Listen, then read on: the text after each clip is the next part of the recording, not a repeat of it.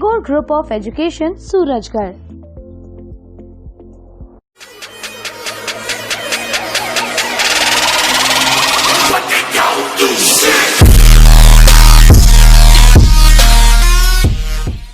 Hello guys, in the last video I have discussed with you classification of accounts under modern approach और इसी approach से related कुछ questions भी हमने solve किए थे। तो चलिए आज कुछ प्रैक्टिस क्वेश्चन और करते हैं। यहाँ पे देखिए आपको क्वेश्चन दिया हुआ है, analyse the following transactions, state the nature of account. ये जो ट्रांजेक्शंस गिवन है, इन ट्रांजेक्शंस को एनालाइज करना है और हमें बताना है कि इन अकाउंट का नेचर क्या होगा and state which account will be debited and which account will be credited according to which approach, on the base of modern approach. तो इन ट्रांजेक्शन को एनालाइज करना है और फिर हमें क्या क्या बताना है सर, एक ये बताना है कि इन अकाउंट का नेचर, जो इसमें अकाउंट इन्वॉल्व है वो कौन कौन से हैं, जो अकाउंट इन्वॉल्व है उनका नेचर क्या है और कौन सा अकाउंट डेबिट होगा और कौन सा अकाउंट क्रेडिट होगा। ये चीजें हमें इसमें आपको बतानी है। तो सबसे पहले देखिए हमें इन ट्रांजेक्शन में अकाउंट इन्वॉल्व कौन कौन से वो पता करेंगे और कौन सी अप्रोच के अकॉर्डिंग हमें इनके नेचर बताने। सर मॉडर्न अप्रोच के अकॉर्डिंग हमें इनके नेचर बताने।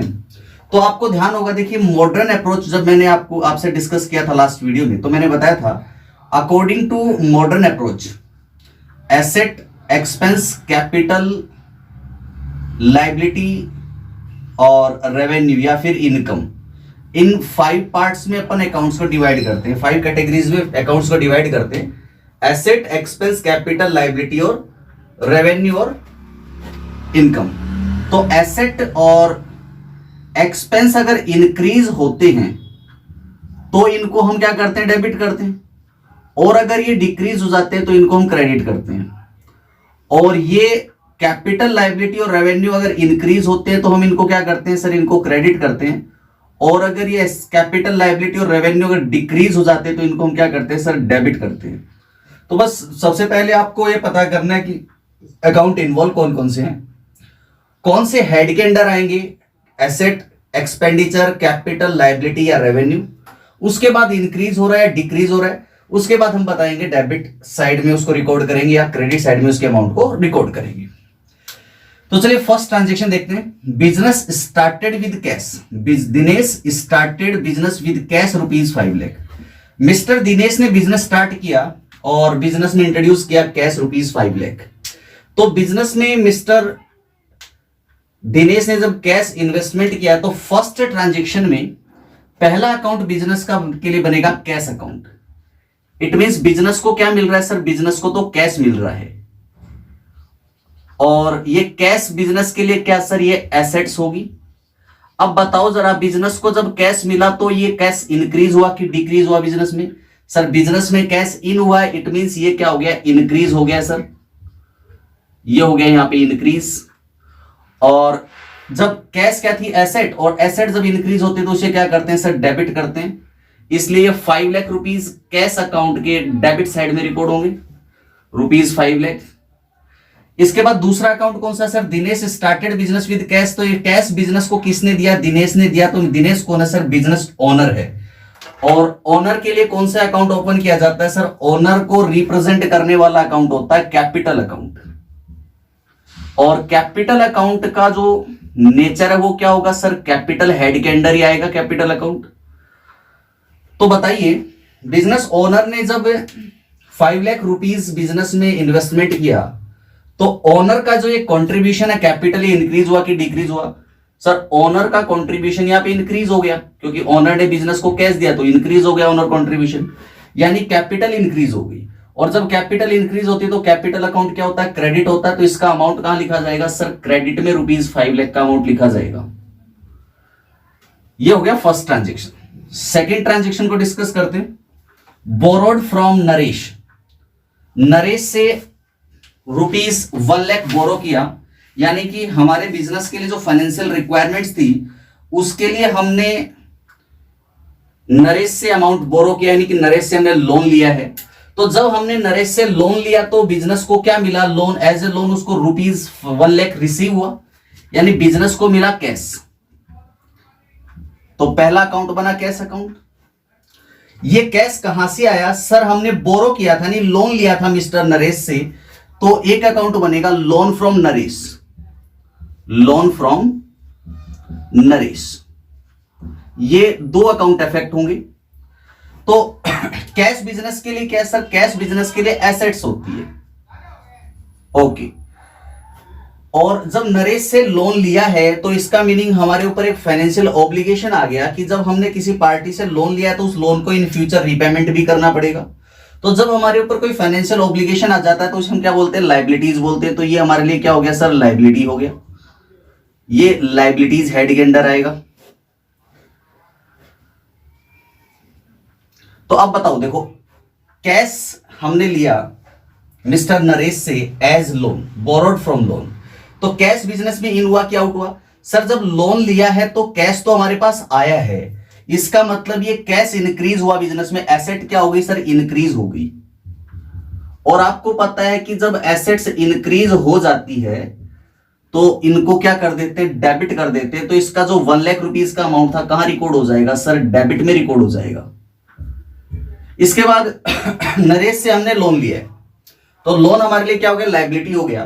तो ये लाइबिलिटी इंक्रीज हो रही है कि डिक्रीज हो रही है सर, अभी हमने लोन लिया है तो लोन हमारे बिजनेस के लिए लाइबिलिटी इंक्रीज ही हो रही है, तो ये लाइबिलिटी हो रही है सर यहां इंक्रीज। अगर लोन का रीपेमेंट कर देते तो लाइबिलिटी डिक्रीज हो जाती, लेकिन यहां तो अभी हमने लोन लिया है तो लाइबिलिटी इंक्रीज हो रही है। और आपको पता है कि जब लाइबिलिटी इंक्रीज होती है तो हम उसको क्या करते हैं, क्रेडिट करते हैं। तो इसका ₹1,00,000 कहां पुटअप करेंगे सर, क्रेडिट साइड में, यानी कि लोन अकाउंट को ₹1,00,000 से क्रेडिट करेंगे। Third transaction, purchase furniture for cash from Raj. आपने फर्नीचर परचेज किया तो बिजनेस को क्या मिला सर, बिजनेस को मिला फर्नीचर, तो एक अकाउंट बनेगा फर्नीचर का, फर्नीचर अकाउंट। अच्छा, फर्नीचर किससे परचेज किया, राज से परचेज किया, बट फॉर कैश। राज से आपने फर्नीचर परचेज किया है लेकिन कैश पेमेंट कर दिया, तो आपने फर्नीचर लिया और कैश दिया, तो राज को रिकॉर्ड करने की कोई जरूरत नहीं है, राज को आपको याद ही नहीं रखना, राज का अकाउंट नहीं बनेगा। यहां कौन सा अकाउंट बनेगा, कैश का बनेगा, क्योंकि मैंने फर्नीचर लिया, कैश पेमेंट किया। तो फर्नीचर लिया और कैश दिया, तो दो अकाउंट बने, कैश और फर्नीचर अकाउंट इन्वॉल्व है इसमें। तो दोनों ही बिजनेस के लिए क्या होगी सर, ये दोनों ही एसेट है, फर्नीचर भी एसेट है और कैश भी बिजनेस के लिए एसेट है। तो बताओ इसमें से कोई एक इंक्रीज हो रहा है और कोई एक डिक्रीज हो रहा है। फर्नीचर परचेज किया, फर्नीचर बिजनेस में इन हुआ तो फर्नीचर बिजनेस में क्या हो गया सर, इंक्रीज हो गया। और जब एसेट इंक्रीज होती है तो हम क्या करते हैं सर, एसेट इंक्रीज होगी तो डेबिट साइड में रिकॉर्डिंग करेंगे। तो इस फर्नीचर का अमाउंट था 20,000, तो 20,000 यहां डेबिट हो जाएगा। जबकि कैश आपको जब फर्नीचर परचेज किया तो कैश आपको पेमेंट करना पड़ा, इट मींस कैश बिजनेस से आउट हो गया, तो कैश बैलेंस डिक्रीज हो गया आपके पास, ये कैश बैलेंस डिक्रीज हो गया सर। और जब एसेट डिक्रीज होती है तो हम क्या करते हैं, उसको क्रेडिट कर देते हैं। तो इसका अमाउंट हम कहां लिखेंगे सर, क्रेडिट में लिखेंगे। फोर्थ ट्रांजेक्शन क्या दिया हुआ देखिए, transaction number 4, purchase furniture from Gopal. Furniture आपने परचेज किया तो आपका एक अकाउंट होगा फर्नीचर अकाउंट, फर्नीचर अकाउंट। तो आपने जब फर्नीचर परचेज किया तो कैश पेमेंट किया कि नहीं किया, ये भी सोचना है। यहां दे रखा है purchase furniture from Gopal, Gopal का नाम दिया हुआ है, इसका मतलब आपने कैश पेमेंट नहीं किया अभी तक, आपने तो क्रेडिट ट्रांजेक्शन होगा आपके लिए। ऊपर वाले में फॉर कैश दिया हुआ था, नेम ऑफ पार्टी था लेकिन साथ में फॉर कैश था, इसका मतलब कैश ट्रांजेक्शन हुआ था। यहां पे फॉर कैश नहीं दिया हुआ लेकिन पार्टी का नेम दिया हुआ है, तो पार्टी का नेम दिया हुआ है, फॉर कैश नहीं, इसका मीनिंग ये क्रेडिट ट्रांजेक्शन है। तो यहां पे आपने कैश पेमेंट नहीं किया तो गोपाल का अकाउंट इन्वॉल्व होगा। यहां पे कौन सा अकाउंट होगा सर, गोपाल से अकाउंट होगा, तो एक होगा आपका गोपाल से अकाउंट। तो देखिए फर्नीचर आपके लिए क्या होगा सर, हमारे लिए एसेट्स है, और फर्नीचर हम परचेज कर रहे हैं तो फर्नीचर बिजनेस में इन हो रहा है तो फर्नीचर इंक्रीज होगा, तो यहां एसेट्स हो गई इंक्रीज। और आपको यह भी मालूम है कि जब कोई एसेट इंक्रीज होती है तो उसे क्या करते हैं, डेबिट कर देते हैं। तो ये जो फर्नीचर का अमाउंट 40,000 था, फर्नीचर अकाउंट डेबिट हो जाएगा ₹40,000 से, डेबिट साइड में रिकॉर्डिंग होगी। इसके बाद गोपाल को देखना है, तो गोपाल से आपने फर्नीचर परचेज किया और कैश पेमेंट अभी किया नहीं है, जैसा कि क्वेश्चन में बोला हुआ परचेज फर्नीचर फ्रॉम गोपाल। तो गोपाल ने आपको फर्नीचर दिया हुआ है, अभी आपने अभी तक इसको पेमेंट नहीं किया, तो आपके ऊपर एक ऑब्लिगेशन आ गया कि आपने गोपाल से 40 का फर्नीचर पेमेंट किया है, तो इन फ्यूचर आपको इसे पेमेंट करना पड़ेगा। तो इन फ्यूचर पेमेंट करना इट मींस आपके लिए क्या होगी सर, ये हमारे लिए लाइबिलिटी होगी। क्या होगी सर, ये हमारे लिए लाइबिलिटीज हेड में आ जाएगी। ओके, ये लाइबिलिटी होगी आपके लिए। चलिए यहां भी मैं लाइबिलिटी लिख देता हूं, ये आपके लिए लाइबिलिटी होगी।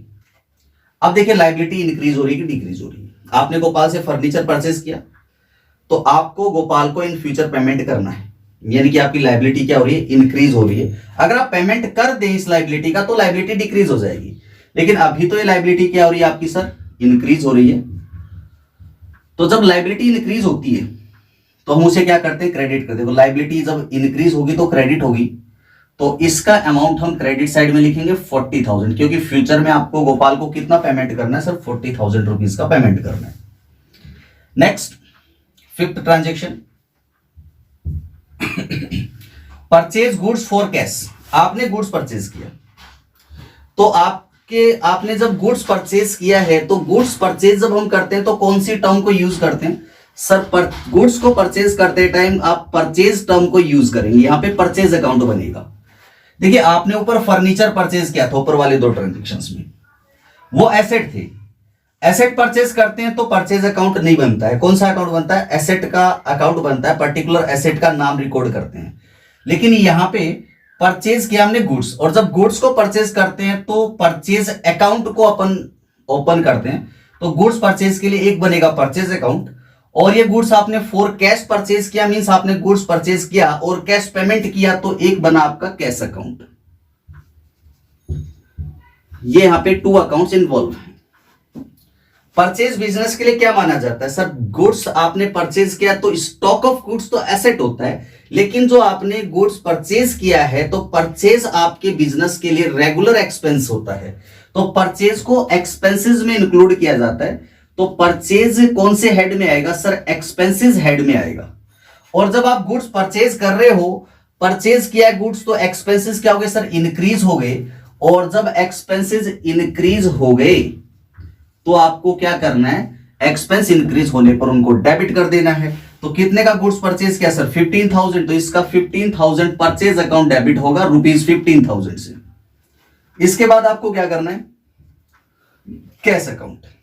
गुड्स परचेज किया, कैश आपके बिजनेस के लिए क्या सर, एसेट्स है। गुड्स जब परचेज करेंगे तो कैश इन होगा कि आउट होगा सर, परचेज किया तो ऑफ कोर्स कैश पेमेंट करना पड़ेगा, तो कैश बिजनेस से आउट होगा।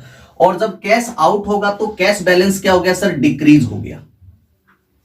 और जब कैश बैलेंस डिक्रीज हो गया तो हम इसको क्या करेंगे, कहां रिकॉर्ड करेंगे। देखो कैश क्या थी, एक एसेट थी। एसेट जब डिक्रीज होती है तो कहां रिकॉर्डिंग होती है, क्रेडिट साइड में। तो इसका जो अमाउंट 15,000 आप कैश पेमेंट करोगे, that will be record in the credit of cash account. Credit side में कैश अकाउंट का रिकॉर्ड हो जाएगा। इसके बाद next 6th transaction, purchase goods from Mahesh. Mahesh से आपने गुड्स परचेज किया, परचेज गुड्स। तो परचेज गुड्स के लिए कौन सा अकाउंट ओपन करना है सर, परचेज अकाउंट ही ओपन करना है। लिखो यहां परचेज अकाउंट। किससे आपने गुड्स परचेज किया सर, महेश से गुड्स परचेज किया। तो यहां पे फॉर कैश नहीं दिया हुआ, लेकिन पार्टी का नाम दिया हुआ है। फॉर कैश ना हो और पार्टी का नाम दिया, इसका मतलब वो ट्रांजेक्शन कौन सा ट्रांजेक्शन हो गया सर, क्रेडिट ट्रांजेक्शन हो गया। तो इस पार्टी के नेम को रिकॉर्ड करेंगे, महेश को रिकॉर्ड किया हमने, तो एक अकाउंट बनाएंगे, महेश अकाउंट। चलिए, महेश से गुड्स हमने परचेज किया है, तो परचेज अपने लिए क्या है सर, परचेज को हम एक्सपेंसेस में इंक्लूड करते हैं। ये हमारे बिजनेस के लिए क्या हो गया, एक्सपेंसेस हो गया। और जब आप गुड्स परचेज कर रहे हैं तो एक्सपेंसेस क्या हो रहा है सर, इंक्रीज हो रहा है। और जब एक्सपेंसेस इंक्रीज होते हैं तो उनकी रिकॉर्डिंग कौन से साइड होती है सर, एक्सपेंसेस जब इंक्रीज होते हैं तो डेबिट में रिकॉर्डिंग होती है। तो आपने 30,000 का गुड्स परचेज किया था महेश से, तो 30,000 रुपीज परचेज अकाउंट डेबिट होगा। इसके बाद महेश की तरफ से आप सोचेंगे तो देखिए आपने महेश से गुड्स परचेज किया, ये क्रेडिट ट्रांजैक्शन था। इस ट्रांजैक्शन का मीनिंग ये हुआ कि आपने महेश से उधार में गुड्स खरीदा है। इसका मीनिंग ये हुआ कि इन फ्यूचर आपको महेश को पेमेंट करना पड़ेगा। जब उधार में आपने गुड्स खरीदा है तो आपके ऊपर एक फाइनेंशियल ऑब्लिगेशन आ गया कि आप महेश को फ्यूचर में पेमेंट करोगे इस परचेज के लिए। तो ये आपके लिए क्या होगी, लायबिलिटी होगी सर। ऑब्लिगेशन क्रिएट हो रहा है तो ये लायबिलिटी में आ गया। ओके सर, ये हमारे लिए लायबिलिटी हो गया। तो आपने महेश से गुड्स परचेज किया तो लायबिलिटी इंक्रीज हुई कि डिक्रीज हुई? सर यहां लायबिलिटी इंक्रीज हुई है। इंक्रीज क्यों हुई है? क्योंकि सर यहां पे महेश को हमने पेमेंट थोड़ी किया है, महेश को इन फ्यूचर पेमेंट करना है। तो लायबिलिटी क्या हो रही है, बढ़ रही है हमारी। तो लायबिलिटी बढ़ रही है तो लायबिलिटी को क्या करना है, लायबिलिटी इंक्रीज होगी तो क्रेडिट होगा। तो ये जो महेश को जो पेमेंट कितना करना है, 30,000 गुड्स परचेज किया था, 30 का पेमेंट करना है तो क्रेडिट साइड में रिकॉर्ड होगा, महेश अकाउंट के क्रेडिट में आ जाएगा 30,000। 7th, sold goods for cash to Hari. Hari को आपने गुड्स सेल किया है फॉर कैश। गुड्स सेल करते हैं तो कौन सी टर्म यूज करते हैं सर? जब भी गुड्स सेल होगा तो एक सेल्स अकाउंट बन जाएगा। कौन सा अकाउंट बन जाएगा सर? सेल्स अकाउंट बन जाएगा। तो ये हमने बना दिया sales account. Goods sold for cash to Hari. For cash है, टू हरी है, तो हरी होगा कि कैश होगा? एक ही अकाउंट होगा। हरी को आपने गुड्स सेल किया है लेकिन आपने कैश रिसीव कर लिया उससे, फॉर कैश सेल किया। तो भाई जब आपने गुड्स सेल किया और कैश पेमेंट ले लिया तो पार्टी के नेम को रिकॉर्ड नहीं करना है, सिर्फ कैश अकाउंट को रिकॉर्ड करना है। तो एक अकाउंट बनेगा यहां पे, कैश का अकाउंट बनेगा, ना कि हरी का अकाउंट बनेगा। कैश ट्रांजैक्शन के लिए पार्टी के नेम को रिकॉर्ड नहीं करते हैं। पार्टी का जो नेम रिकॉर्ड होता है, किसी भी पर्सन का नेम जब रिकॉर्ड होता है, कोई पर्सनल अकाउंट जब आता है, तो पर्सनल अकाउंट सिर्फ दो ही कंडीशन में रिकॉर्ड होता है। पहली कंडीशन क्रेडिट ट्रांजैक्शंस के केस में, नहीं उधार के ट्रांजैक्शन के केस में पर्सनल अकाउंट आता है। और दूसरा जब किसी पीछे के उधार के ट्रांजैक्शन का अब सेटलमेंट हो रहा है तो पर्सनल अकाउंट को रिकॉर्ड करते हैं। तो पर्सनल अकाउंट कब कब आएंगे सर? जब या तो कोई ट्रांजैक्शन क्रेडिट ट्रांजैक्शन है तो पर्सनल अकाउंट को रिकॉर्ड करना है, या पहले के किसी क्रेडिट ट्रांजैक्शन को अब हमें सेटल करना है, उसका पेमेंट कर रहे हैं पहले के क्रेडिट ट्रांजैक्शन का, तो भी पर्सनल अकाउंट को रिकॉर्ड करेंगे। इन दो कंडीशन के अलावा पर्सनल ट्रांजैक्शन कभी भी रिकॉर्ड नहीं, पर्सनल अकाउंट कभी भी इन्वॉल्व नहीं होता है ट्रांजैक्शन में। तो यहाँ पे कैश और सेल्स अकाउंट बना, कैश पेमेंट किया, गुड सेल किया, कैश रिसीव किया और गुड सेल किया, तो हरी से अपने को कोई लेना देना है ही नहीं। तो यहाँ पे देखिए कैश अपने लिए क्या थी सर? ये एसेट्स थी। ओके, अब आपने गुड्स सेल किया और गुड्स सेल किया तो आपके लिए क्या हो गई सर? ये हमारे लिए रेवेन्यू में आ गई, यानी कि इनकम हो जाएगी इससे आपको। तो सर ये रेवेन्यू हेड में आएगी सेल्स। अब आपने गुड्स सेल किया तो आपको कैश मिला। कैश मिला मींस ये एसेट बढ़ी, और एसेट बढ़ी तो उसका आप क्या करोगे सर? डेबिट में लिखेंगे। इंक्रीज हुआ, और जब एसेट इंक्रीज होती है तो कहां रिकॉर्डिंग होती है सर? डेबिट साइड में। कितने का ट्रांजैक्शन था? इसका अमाउंट था 25,000, तो 25,000 हम इसके डेबिट साइड में रिकॉर्ड करेंगे। ठीक इसी तरह सेल्स को हम देखेंगे तो सेल्स क्या है? सेल्स सर हमारे लिए रेवेन्यू है, और रेवेन्यूज इंक्रीज हो रही है कि डिक्रीज हो रही है सर? सेल कर रहे हैं अपन गुड्स को, और जब गुड्स को सेल कर रहे हैं तो अपनी सेल इंक्रीज हो रही है, सेल बढ़ रही है हमारी, यानी रेवेन्यू बढ़ रही है हमारी। तो रेवेन्यू इंक्रीज होती है तो हम क्या करते हैं? रेवेन्यूज इंक्रीज होने पर उसे क्रेडिट करते हैं। तो सर यहाँ पे ये इंक्रीज हो रही है, दैट्स वाई इसका अमाउंट हम कहां लिखेंगे सर? क्रेडिट में लिखेंगे 25,000 rupees. Transaction number 8। 8th transaction में देखिए क्या लिखा है? Sold goods to Shyam. देखिए यहां पे भी गुड्स को सेल किया है तो एक अकाउंट तो सेल अकाउंट बनेगा ही बनेगा। ओके सर, सेल्स अकाउंट बना दिया आपने। दूसरा अकाउंट बताइए किसका बनेगा? ₹35,000 में श्याम को गुड्स सेल किया है, तो देखो यहां पे फॉर कैश वर्ड का यूज नहीं किया।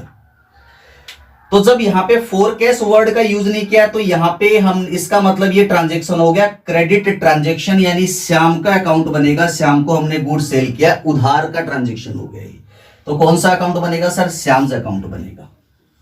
तो बना दो श्याम्स अकाउंट। दो अकाउंट इन्वॉल्व हो रहे हैं। बताओ जरा, मॉडर्न अप्रोच के अकॉर्डिंग हमें बताना है ये श्याम हमारे लिए क्या है सर? श्याम को हमने गुड्स सेल किया है, इट मींस इससे हमें फ्यूचर में अमाउंट रिसीव करना है। इसका मतलब इस श्याम से हमें फ्यूचर में कैश मिलेगा। और आपको ध्यान होगा मैंने बताया था कोई भी चीज हो, anything which enable a business to receive cash, to get cash in future, कोई भी चीज जिससे बिजनेस को फ्यूचर में या तो कैश मिलेगा या फिर बिजनेस में कोई बेनिफिट मिलेगा बिजनेस को फ्यूचर में, तो सारी चीजें एसेट होती है। तो यहां श्याम से क्या मिलेगा? फ्यूचर में कैश मिलेगा। इसको गुड सेल किया तो फ्यूचर में कैश मिलेगा, तो कैश मिलेगा तो ये हमारे लिए क्या होगी सर? एसेट होगी श्याम। डेटर्स हो गया, जब जिस पर्सन को हम क्रेडिट सेल करते हैं उसको क्या बोलते हैं? डेटर्स बोलते हैं। डेटर्स हमारे लिए क्या होते हैं? एसेट्स होती हैं। तो श्याम हमारे लिए एसेट हो गया सर। इसके बाद सेल्स क्या है? सेल्स सर हमारे लिए रेवेन्यू है।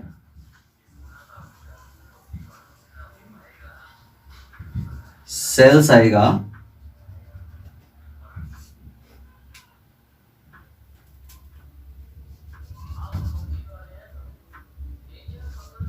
सेल्स आएगा रेवेन्यूज में, जैसा कि पीछे भी हमने सेल्स को रेवेन्यू बताया था, तो सेल्स आएगा रेवेन्यू में। ओके सर, श्याम को आपने गुड्स सेल किया तो आपको इन फ्यूचर उसे पेमेंट रिसीव करना है, तो ये आपकी एसेट क्या हो रही है सर? यहाँ पे बढ़ रही है, इंक्रीज हो रही है। एसेट यहाँ पे इंक्रीज हुई तो इसकी रिकॉर्डिंग कहाँ होनी है? एसेट जब इंक्रीज होती है तो रिकॉर्डिंग कहाँ होती है? डेबिट साइड में होती है। तो 35,000 श्याम्स अकाउंट के डेबिट साइड में रिकॉर्ड होंगे, तो श्याम्स अकाउंट डेबिट होगा 25,000 से। 35,000 था क्या? 35,000 से श्याम्स अकाउंट को डेबिट करेंगे। सेल्स रेवेन्यू है, गुड सेल हो रहा है तो सेल्स इंक्रीज हो रही है, नहीं रेवेन्यू इंक्रीज हो रही है। जो रेवेन्यू इंक्रीज होती है तो कहां रिकॉर्डिंग होती है? क्रेडिट साइड में। ये सर इंक्रीज हुआ तो इसकी रिकॉर्डिंग कहां होगी? क्रेडिट साइड में रिकॉर्डिंग होगी। 35,000 सेल्स हमारी हुई 35 की, और श्याम से लेना भी 35 है, तो श्याम से इन फ्यूचर पेमेंट रिसीव होगा तो हमारी एसेट है, इसलिए इसके डेबिट साइड में रिकॉर्डिंग की हमने 35,000। और सेल्स हमारी रेवेन्यू है तो रेवेन्यू को हमने क्रेडिट करना होता है, तो 35,000 रेवेन्यू हमारी क्रेडिट हो जाएगी सेल्स अकाउंट में। 9th transaction and cash receive from Shyam. Shyam को हमने अभी देखिए 8th ट्रांजेक्शन में गुड सेल किया था। नाउ हमें श्याम से कैश रिसीव हो रहा है, तो एक अकाउंट बनेगा कैश का, और ये कैश रिसीव किससे हो रहा है? देखिए मैंने आपको अभी भी एक ही बात बताई थी, हमेशा इस बात को मोड़ के गांठ बांध लो, अपने दिमाग में अच्छे से बिठा लो इस बात को कि पर्संस के नेम या फिर पर्सनल अकाउंट को उसी समय ट्रांजैक्शन में इन्वॉल्व करते हैं जब या तो क्रेडिट ट्रांजैक्शन हो रहा है या फिर पीछे के किसी क्रेडिट ट्रांजैक्शन का सेटलमेंट यानी कि पेमेंट हो रहा है। तो यहां पे श्याम को 8 ट्रांजैक्शन में आपने गुड्स सेल किया था तो क्रेडिट सेल था, तो श्याम के अकाउंट को रिकॉर्ड किया। अब 9th ट्रांजैक्शन में श्याम से अमाउंट आपको कैश रिसीव्ड हो रहा है, यानी कि पीछे का जो उधार का ट्रांजैक्शन था उसका अब सेटलमेंट हो रहा है, तो भी हमें श्याम को रिकॉर्ड करना है। नहीं पैसा कैश मिल रहा है, किससे मिल रहा है सर? श्याम से मिल रहा है, श्याम्स अकाउंट बनेगा। श्याम आपके लिए पहले क्या था सर? हमारे लिए एसेट था। अब उससे आपको जब कैश मिल जाएगा तो ये आपका क्या हो जाएगा सर? श्याम का बैलेंस कम हो जाएगा, डिक्रीज हो जाएगा जब उससे कैश मिल जाएगा तो। और ये जब डिक्रीज होगा, एसेट जब डिक्रीज होती है तो रिकॉर्डिंग कहां होती है सर? क्रेडिट साइड में रिकॉर्डिंग होती है। तो कितना अमाउंट रिसीव हो रहा है श्याम से सर? 20,000 रिसीव्ड हो रहा है, तो 20,000 से श्याम का अकाउंट क्या हो जाएगा? क्रेडिट हो जाएगा। ठीक इसी तरह कैश को देखिए, आपको श्याम से मिला कैश, कैश मिला तो कैश आपके लिए क्या था सर? कैश भी हमारे लिए एसेट होता है।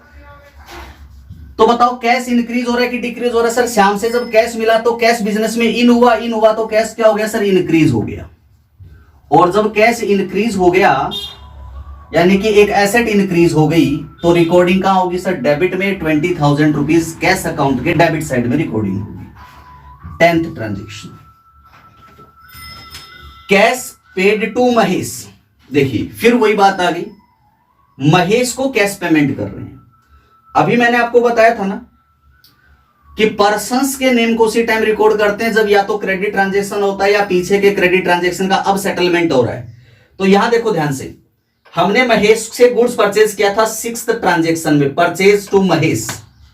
तो इसका मतलब अब महेश को हमें पेमेंट करना है। तो जब महेश से क्रेडिट परचेज किया था तो महेश के अकाउंट को रिकॉर्ड किया।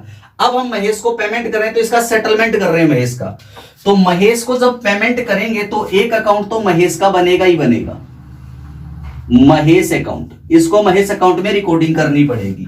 क्या पेमेंट कर रहे हैं सर? कैश पेमेंट कर रहे हैं, तो एक अकाउंट बनेगा कैश अकाउंट। कैश हमारे लिए क्या है सर? एक एसेट है। और जब हम महेश को कैश का पेमेंट कर रहे हैं तो कैश इन हो रही है, क्या आउट हो रही है सर? बिजनेस से कैश आउट हो रही है, इसलिए कैश बैलेंस क्या हो जाएगा सर? डिक्रीज हो जाएगा। तो यहां पे एसेट डिक्रीज हो रही है। जो एसेट डिक्रीज होती है तो हम क्या करते हैं, उसको क्रेडिट साइड में उसकी रिकॉर्डिंग करते हैं। कितना कैश पेमेंट कर रहे हैं? 10,000। तो 10,000 क्रेडिट साइड में रिकॉर्डिंग होगी इसकी। इसके बाद देखिए महेश की बात करते हैं हम। तो महेश 6th ट्रांजेक्शन में क्या था हमारे लिए सर? लायबिलिटी था। महेश वहां लायबिलिटी था तो यहां भी लायबिलिटी में ही रिकॉर्ड होगा। लेकिन अब हम महेश को पेमेंट कर रहे हैं तो लायबिलिटी क्या हो जा रही है सर? डिक्रीज हो जा रही है लायबिलिटी। और जब लायबिलिटी डिक्रीज होती है तो देखो ध्यान से, लायबिलिटी डिक्रीज होगी तो कहां रिकॉर्डिंग होगी सर? डेबिट साइड में। तो 10,000 महेश का बैलेंस कम हो जाएगा, तो 10,000 रिकॉर्ड करेंगे आप डेबिट साइड में। तो ये हो गया आपका क्वेश्चन। इस क्वेश्चन में आपने क्या किया है सर? हमने ट्रांजेक्शन्स को एनालाइज करके सबसे पहले पता किया कौन कौन से अकाउंट इन्वॉल्व हैं, उन अकाउंट के नेचर क्या है अकॉर्डिंग टू मॉडर्न अप्रोच, क्या इफेक्ट होगा, वो जो अकाउंट इन्वॉल्व है वो इंक्रीज हो रहे हैं डिक्रीज हो रहे हैं, फिर उनकी रिकॉर्डिंग का उन्हें डेबिट साइड में रिकॉर्डिंग होनी है या क्रेडिट साइड में रिकॉर्डिंग होनी है। तो ये हमने यहाँ पे इस क्वेश्चन में अच्छे से समझा है।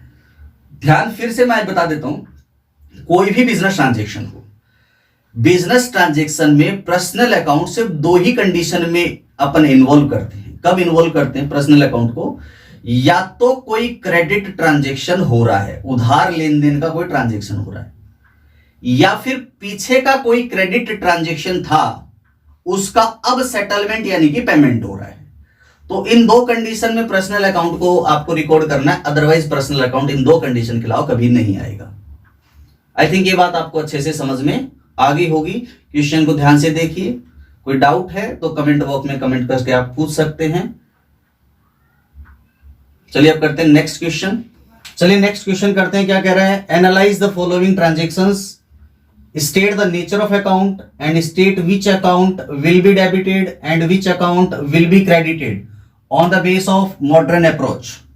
कौन सी अप्रोच से हमें नेचर बताना है अकाउंट के? सर मॉडर्न से बताने हैं, और मॉडर्न अप्रोच से हमें डेबिट क्या होगा और क्रेडिट क्या होगा वो बताना है। तो चलिए इस ट्रांजेक्शन को एनालाइज करने से पहले यहां देखिए लिखेंगे अपन एनालिसिस ऑफ ट्रांजेक्शंस।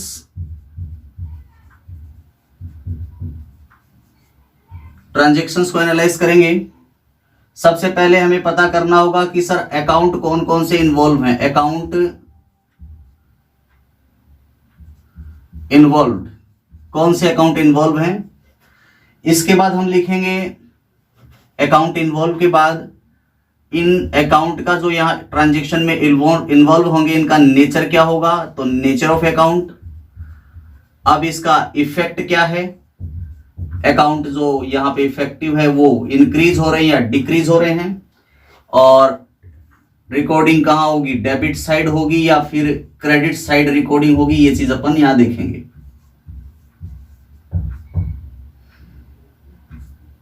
क्या पूछा गया, ट्रांजैक्शन को एनालाइज करके बताना है नेचर क्या है अकाउंट का, कौन सा अकाउंट डेबिट होगा कौन सा क्रेडिट होगा, मींस कौन से अकाउंट के डेबिट साइड रिकॉर्डिंग होनी है कौन से अकाउंट के क्रेडिट साइड रिकॉर्डिंग होनी है। तो देखिए फर्स्ट ट्रांजैक्शन क्या दिया हुआ है, ट्रांजैक्शन नंबर 1 कौन सी अप्रोच से बताना है, सर मॉडर्न अप्रोच से बताना है। कौन सी अप्रोच, मॉडर्न अप्रोच। और आपको मालूम है मॉडर्न अप्रोच क्या बताती है, सर मॉडर्न अप्रोच के अकॉर्डिंग हम अकाउंट्स को कितने पार्ट्स में क्लासिफाई करते हैं, sir accounts are classify as an asset, expenditure, capital, liability और रेवेन्यूज। कहां कहां क्लासिफाई होंगे sir, asset, expense, capital, liabilities और रेवेन्यूज या एक्सपेंस सॉरी इनकम। तो इनमें अगर कुछ इंक्रीज होता है तो डेबिट होगा और इनमें डिक्रीज होता है तो क्रेडिट होगा, और इनमें अगर इंक्रीज होता है तो क्या होगा, क्रेडिट होगा, और इनमें इंक्रीज होता है तो डिक्रीज होता है तो क्या होगा सर, क्रेडिट होगा। सॉरी डेबिट होगा, यहाँ पे इंक्रीज होने पर ये डेबिट होगा, डिक्रीज होने पर ये डेबिट होगा। तो ये रूल आपने पढ़ा था, आपको अच्छे से ध्यान होगा। अगर आपको नहीं ध्यान है तो आप पहले मॉडर्न अप्रोच के रूल्स एक पेज में लिख के अपने सामने रखें और उसके अकॉर्डिंग इन क्वेश्चंस को सोल्व करें। देखिए फर्स्ट ट्रांजैक्शन को एनालाइज करते हैं। कहा गया कि Anil started business with cash. आपको ध्यान होगा मैंने स्टार्टिंग में आपको बताया था बिजनेस और बिजनेस ओनर दोनों सेपरेट एंटिटी माने जाते हैं। तो यहाँ पे अनिल और इसका बिजनेस दोनों सेपरेट एंटिटी है। तो अनिल ने बिजनेस स्टार्ट किया विद कैश ₹1 लाख। तो बिजनेस को क्या मिला सर? कैश बिजनेस को मिला। तो एक अकाउंट बनेगा यहाँ पे कैश अकाउंट। और ये कैश किसने दिया बिजनेस को? सर अनिल दे रहा है। अनिल कौन है? Business owner. और ओनर जब भी कुछ मनी इन्वेस्टमेंट करता है तो ओनर के नेम को क्या रिकॉर्ड करते हैं सर? कैपिटल के अकाउंट, कैपिटल अकाउंट के नेम से रिकॉर्ड करते हैं। कैश बिजनेस के लिए क्या है? नेचर क्या है कैश का सर? कैश बिजनेस के लिए asset according to modern approach. और कैपिटल, कैपिटल हेड के अंडर ही आएगा। अब देखिए मिस्टर अनिल ने बिजनेस स्टार्ट किया 1 लाख रुपए से। इट मींस कैश इन्वेस्टमेंट किया 1 लाख। तो बिजनेस को कैश मिला है, यानी कि कैश जो है बिजनेस में इंक्रीज हो गया। और जब एसेट इंक्रीज होती है तो क्या कर देते हैं सर? उसको डेबिट कर देते हैं। तो 1 लाख रुपीज डेबिट साइड में रिकॉर्ड कर देंगे। किसके? कैश अकाउंट के। कैपिटल क्या हो रहा है? इंक्रीज हो रहा है कि डिक्रीज हो रहा है? देखिए अनिल ने बिजनेस स्टार्ट किया और बिजनेस में कैश इन्वेस्टमेंट किया। इसका मीनिंग ये हुआ कि बिजनेस में मिस्टर अनिल का जो कंट्रीब्यूशन था वो इंक्रीज हो गया भाई। तो यानी कि कैपिटल इंक्रीज हो गई। और जब कैपिटल इंक्रीज होती है तो इसको हम क्या करते हैं? कैपिटल इंक्रीज होने पर क्रेडिट हो जाती है। तो यहां इसकी एंट्री कहां पोस्ट करेंगे? क्रेडिट साइड में। ये 1 लाख रुपीज का क्लेम हो गया बिजनेस ओनर का। ये था ट्रांजेक्शन 1। ट्रांजेक्शन 2 क्या कह रहा है? Deposit cash into bank. Cash को आपने बैंक में डिपॉजिट किया। तो देखिए एक तो कैश अकाउंट बनेगा और दूसरा बैंक अकाउंट बनेगा। 2 अकाउंट यहां पे बनेंगे। बैंक क्या होता है सर? एक पर्सनल अकाउंट होता है वैसे तो, लेकिन अपन मॉडर्न अप्रोच के पॉइंट ऑफ व्यू से देखेंगे तो बैंक में जो हमारा बैलेंस पड़ा हुआ है, बैंक में बैलेंस भी हमारा एसेट्स है और कैश भी हमारे लिए एसेट्स है। दोनों हमारे लिए एसेट है। आपने कैश डिपॉजिट किया बैंक में तो आपके बिजनेस से कैश आउट हो गया। और जब कैश आउट हो गया तो कैश तो हो गया डिक्रीज, और उधर बैंक में ये कैश आपका गया तो बैंक बैलेंस हो गया इंक्रीज। तो यहां पे ये एसेट इंक्रीज हो रही है, डिक्रीज हो रही है। तो जब एसेट इंक्रीज होती है तो डेबिट साइड में रिकॉर्डिंग करते हैं। तो 50,000 रुपीज बैंक बैलेंस इंक्रीज हो गया तो डेबिट में रिकॉर्डिंग होगी। और कैश डिक्रीज हो गया यानी कि एसेट डिक्रीज होगी तो क्रेडिट में, यानी कैश बिजनेस से आउट हो गया 50,000 तो इसके कैश अकाउंट के क्रेडिट में रिकॉर्डिंग होगी 50,000। Transaction 3 withdraw cash for personal use. Business owner ने अपने पर्सनल यूज के लिए विड्रॉ कर लिया। यहां पे पर्सनल यूज के लिए कौन विड्रॉ कर सकता है सर? बिजनेस ओनर ही कर सकता है। तो ओनर ने अपने बिजनेस से कैश विड्रॉ कर लिया तो एक अकाउंट तो बना कैश का, क्योंकि बिजनेस से तो कैश चला गया। दूसरा अकाउंट किसका बनेगा सर? ओनर विड्रॉ कर रहा है तो ओनर का अकाउंट बनेगा। तो ध्यान रखना है ओनर जब अपने पर्सनल यूज के लिए विड्रॉ करता है तो कौन सा अकाउंट यूज करते हैं सर? ड्राइंग्स अकाउंट यूज करते हैं। कैश कौन सा अकाउंट है सर? एसेट्स के अंडर आएगा। जबकि ड्राइंग्स किसके अंडर आएगा सर? ये कैपिटल के अंडर आएगा। देखिए ड्राइंग का मतलब होता है बिजनेस ओनर ने अपने पर्सनल यूज के लिए कुछ मनी विड्रॉ कर ली तो यहां से कैपिटल कम हो जाएगी। जब बिजनेस ओनर कुछ मनी इन्वेस्टमेंट करता है बिजनेस में तो उसे हम कैपिटल कहते हैं, और कैपिटल इंक्रीज होता है जब इन्वेस्टमेंट होता है। तो जब ओनर ने अपने पर्सनल यूज के लिए विड्रॉ किया तो उसे हमने कौन से अकाउंट का नाम दिया सर? ड्राइंग्स अकाउंट का नाम दिया। और ड्राइंग करने से कैपिटल क्या हो जाएगी? डिक्रीज हो जाएगी, क्योंकि ओनर का जो कंट्रीब्यूशन था उस कंट्रीब्यूशन में से ओनर कुछ पैसे अपने पर्सनल यूज के लिए निकाल ले रहा है। तो ओनर का जो कंट्रीब्यूशन कैपिटल था उसमें डिक्रीज हो गई और कैश भी बिजनेस से डिक्रीज हो गई। कैश कैसे डिक्रीज होगी सर? बिजनेस ओनर ने अपने पर्सनल यूज के लिए बिजनेस से कैश ले लिया तो कैश भी बिजनेस से आउट हो गया। तो दोनों तरफ कैपिटल और एसेट दोनों डिक्रीज होगी। तो एसेट जब डिक्रीज होती है तो एसेट को क्रेडिट साइड में रिकॉर्ड करते हैं। तो 5,000 रुपीज कैश अकाउंट के क्रेडिट में लिखेंगे, जबकि ड्रॉइंग यानी कि कैपिटल डिक्रीज हो रही है, कैपिटल डिक्रीज होती है तो डेबिट करते हैं, तो कैपिटल यहाँ पे ड्रॉइंग्स अकाउंट को डेबिट करेंगे 5000 रुपीज से, तो डेबिट में रिकॉर्डिंग होगी। ये हो गया आपका थर्ड। फोर्थ ट्रांजेक्शन देख लेते हैं। Withdraw from bank for office use, हमने बैंक से विथड्रॉ किया ऑफिस यूज के लिए। क्या विथड्रॉ करेंगे भी बैंक से? सर बैंक से तो कैश ही विथड्रॉ कर सकते हैं, तो एक कैश अकाउंट बनेगा। और विथड्रॉ कहां से किया? बैंक से किया, पर्सनल यूज के लिए नहीं किया। अगर पर्सनल यूज के लिए करते तो ड्राइंग अकाउंट बनाते, ऑफिस यूज के लिए किया है तो कैश अकाउंट बनेगा और बैंक अकाउंट बनेगा। तो कैश बिजनेस में इन हो रहा है कि आउट हो रहा है? सर बैंक से हमने कैश विथड्रॉ किया तो कैश इन हो रहा है, यानी कि कैश तो इंक्रीज हो रहा है, और बैंक में जो हमारा बैलेंस था वो क्या हो रहा है सर? डिक्रीज हो रहा है, बैंक बैलेंस डिक्रीज हो रहा है। तो बताओ कैश कैश सर, ये भी हम, ये हमारे लिए एसेट था कैश, और इधर ये बैंक बैलेंस है, ये भी हमारे लिए क्या है? ये भी एसेट्स है। तो एक एसेट इंक्रीज हो रही है, एक एसेट डिक्रीज हो रही है। तो एसेट इंक्रीज होती है तो डेबिट, डिक्रीज होती है तो क्रेडिट। कितना विड्रॉ किया? 10,000 रुपीज। तो इंक्रीज हो रहा है तो डेबिट में लिखेंगे 10,000 कैश अकाउंट की, और बैंक एसेट डिक्रीज हो रहा है तो यहां क्रेडिट में रिकॉर्डिंग होगी। एसेट डिक्रीज होती है तो क्रेडिट में लिखा जाता है अमाउंट। तो बैंक अकाउंट क्रेडिट होगा 10,000 रुपीज, कैश अकाउंट डेबिट होगा 10,000 rupees. Fifth transaction, received a cheque from Shyam, Shyam से एक चेक रिसीव किया। तो नॉर्मली हम क्या करते हैं, जब चेक मिलता है तो उसे बैंक में डिपॉजिट करो, नॉर्मल ट्रांजेक्शन है। तो बैंक, हमें चेक मिला और हम उसे बैंक में डिपॉजिट करेंगे, तो एक अकाउंट बनेगा बैंक अकाउंट। और किससे चेक मिला? सर चेक मिला है श्याम से। श्याम कौन था? एक डेटर था, तो डेटर से चेक रिसीव हुआ भाई, तो एक श्याम का अकाउंट बनाओ। तो श्याम हमारे लिए कौन था? सर श्याम हमारे लिए डेटर था, इट मींस हमारे लिए एसेट था। पहले डेटर क्या होती है? हमारी एसेट होती है, क्योंकि उनसे इन फ्यूचर हमें कैश मिलना होता है। और बैंक बैलेंस हमारे लिए क्या है? सर बैंक भी हमारे लिए एसेट होगा, बैंक बैलेंस भी, दोनों एसेट हैं।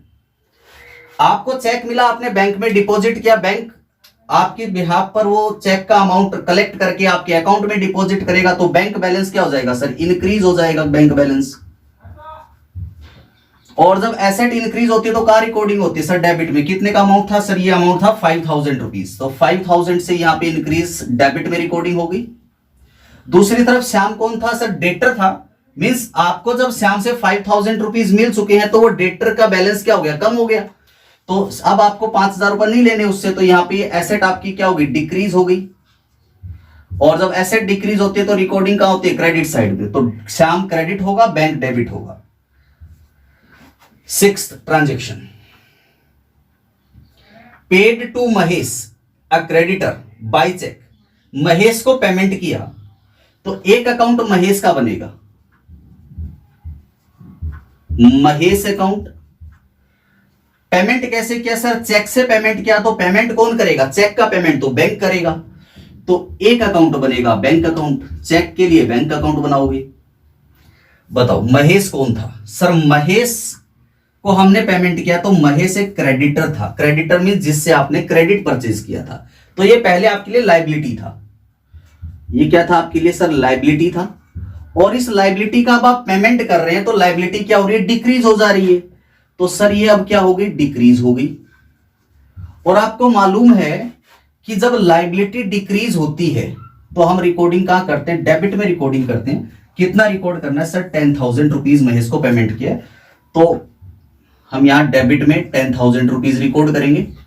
इसके बाद बैंक अकाउंट की हम बात करेंगे। तो आपने महेश को चेक दिया, अब महेश को आपने चेक दिया तो वो चेक का पेमेंट करेगा बैंक, तो बैंक आपके लिए एक एसेट है। और जब आपने चेक दे दिया तो बैंक आपके बिहाफ पर कैश पेमेंट कर देगा महेश को, तो आपके बैंक अकाउंट में बैलेंस क्या हो जाएगा सर? डिक्रीज हो जाएगा। और ये एक एसेट डिक्रीज हो गई, और एसेट जब डिक्रीज हो जाती है तो हम कहां रिकॉर्डिंग करते हैं सर? क्रेडिट में। तो 10,000 से बैंक बैलेंस डिक्रीज होगा तो बैंक अकाउंट क्रेडिट हो जाएगा ₹10,000 से। Okay, seventh transaction, paid salary to staff, staff को सैलरी का पेमेंट किया सर। तो जब स्टाफ को सैलरी का पेमेंट किया है तो एक अकाउंट बनेगा सैलरी का, एक पेमेंट किया तो कैश का। तो एक तो कैश अकाउंट बनेगा ही बनेगा। अब ये कैश पेमेंट करने का रीजन क्या है सर? सैलरी है, तो सैलरी अकाउंट भी बनेगा। कैश बिजनेस के लिए क्या था सर? एसेट्स था। और जब आपने कैश का पेमेंट किया, पेड यानी पेमेंट किया, तो कैश आपके बिजनेस से क्या हो गया सर? डिक्रीज हो गया। भाई आप जब पेमेंट करोगे तो कैश आपके बिजनेस से चला जाएगा, तो ये कैश क्या हो गया सर? ये कैश डिक्रीज हो गया। और जब कैश डिक्रीज हो गया तो कैश अकाउंट को कहां लिखेंगे?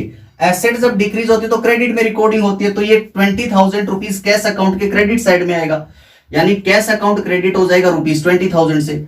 बात करते हैं सैलरी की। सैलरी आपके बिजनेस के लिए क्या होती है?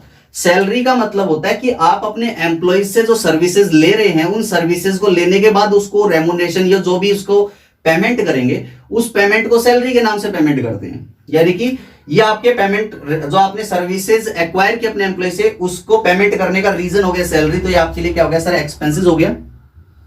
सर्विसेज जब एक्वायर करते हो तो उसे क्या कहते हैं सर? एक्सपेंसेस कहते हैं। तो ये आपके बिजनेस के लिए एक्सपेंसेस है। आप सैलरी का पेमेंट कर रहे हो, मतलब खर्चा आपका हो गया, एक्सपेंस हो गया आपका। इसका मतलब एक्सपेंस बढ़ रहा है, और एक्सपेंस बढ़ेगा तो क्या करेंगे? उसे डेबिट करेंगे। तो 20,000 रुपीज से एक्सपेंस आपका इंक्रीज हो गया। एक्सपेंस इंक्रीज हो गया तो वो डेबिट साइड में रिकॉर्ड होगा। तो सैलरी अकाउंट डेबिट होगा 20 से, और कैश अकाउंट क्रेडिट होगा 20,000 से। एट्थ ट्रांजेक्शन, लास्ट ट्रांजेक्शन दिया हुआ है, paid rent by cheque. Cheque से पेमेंट किया तो कौन सा अकाउंट बनेगा सर? बैंक अकाउंट बनेगा, बैंक अकाउंट। दूसरा कौन सा अकाउंट बनेगा? ये बैंक से पेमेंट करने का रीजन क्या रहा था सर? रेंट रीजन रहा था, तो दूसरा अकाउंट बनेगा रेंट अकाउंट। बैंक बैलेंस आपके लिए क्या सर? ये हमारे लिए एसेट्स होती है। और जब आपने पेमेंट कर दिया, क्या क्या पेमेंट किया? पेमेंट किया तो एसेट्स आपकी क्या हो गई सर? यहां पे एसेट्स डिक्रीज हो गई। और आपको मालूम है कि जब भी एसेट्स डिक्रीज हो जाती है तो हम क्या करते हैं सर? एसेट डिक्रीज होते तो क्रेडिट साइड में रिकॉर्डिंग करते हैं। कितना पेमेंट किया? 6,000, तो क्रेडिट साइड में दिखाएंगे आप 6,000 रुपीज। नेक्स्ट रेंट की बात करेंगे अपन, रेंट अकाउंट। तो आपको जो रेंट है ये क्या है? कौन से हेड में आएगा? एसेट, एक्सपेंडिचर, कैपिटल, लायबिलिटी या रेवेन्यू? सर रेंट हमने पेमेंट किया, तो रेंट का मतलब इतना है कि आपने किसी की प्रॉपर्टी हायर की होगी और उस प्रॉपर्टी के बदले रेंट पेमेंट कर रहे हो। तो आप कुछ गुड्स परचेज नहीं कर रहे या कोई एसेट परचेज नहीं कर रहे, यहाँ पे सिर्फ आप सर्विस ले रहे हैं, कुछ दिन के लिए प्रॉपर्टी हायर कर रहे हैं, उसके बदले पेमेंट कर रहे हैं, तो आपके लिए क्या हो गया सर? एक्सपेंस हो गया। रेंट आपके बिजनेस के लिए क्या हो गया सर? एक्सपेंसेस हो गया। तो आप रेंट का पेमेंट कर रहे हो, खर्चा बढ़ रहा है कि घट रहा है? सर हमें पेमेंट करना पड़ रहा है तो एक्सपेंसेस बढ़ रहा है, बिजनेस में इंक्रीज हो रहा है, तो एक्सपेंसेस हो रहा है इंक्रीज। और जब एक्सपेंसेस इंक्रीज होगा तो हम क्या करेंगे सर? जब एक्सपेंस इंक्रीज होता है तो डेबिट साइड में रिकॉर्डिंग हो जाती है, एक्सपेंस इंक्रीज होता है तो इस 6,000 को रेंट अकाउंट डेबिट कर देंगे। 6,000 रुपीज डेबिट साइड में रिकॉर्ड होगा रेंट अकाउंट के। तो ये था आपका नेक्स्ट क्वेश्चन। तो मॉडर्न अप्रोच से रिलेटेड जो क्वेश्चंस है वो हमने यहां पे सोल्व किए हैं। तो ये टॉपिक अपना यहां पे कंप्लीट होता है मॉडर्न अप्रोच का। नेक्स्ट वीडियो में एक नए टॉपिक के साथ अपन मिलते हैं। Thank you very much.